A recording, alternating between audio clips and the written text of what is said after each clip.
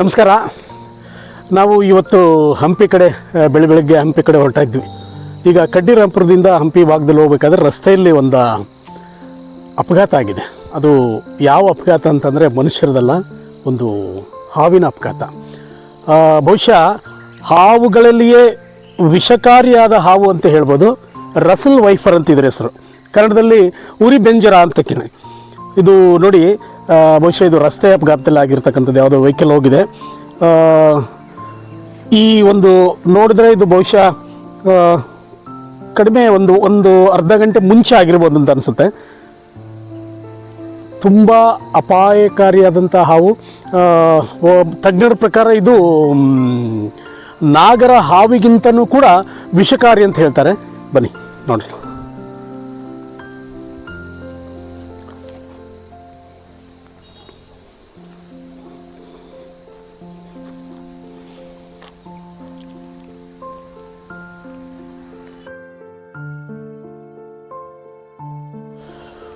ಗೆಳೆಯ ಶಿವಶಂಕರ್ ಬಣಗಾರ್ ಹಾವನ್ನು, ಮೃತಪಟ್ಟ ಹಾವನ್ನು ರಸ್ತೆಯಿಂದ ರಸ್ತೆ ಬದಿಗೆ ತೊಗೊಂಡೋಗ್ತಾ ಇದ್ದಾರೆ. ಇಲ್ಲಾಂದರೆ ಮತ್ತೆ ಅದರ ಮೇಲೆ ವಾಹನಗಳು ಅಡ್ಡಾಡಿ ಛಿದ್ರ ಆಗುವಂಥ ಸಾಧ್ಯತೆ ಇರೋದರಿಂದ ಅದರ ಒಂದು ಅಂತ್ಯ ಸಂಸ್ಕಾರ ಮಾಡಿದ್ರು ಅಂತ ಹೇಳಿದ್ರು ತಪ್ಪಾಗಲಿಕ್ಕಿಲ್ಲ.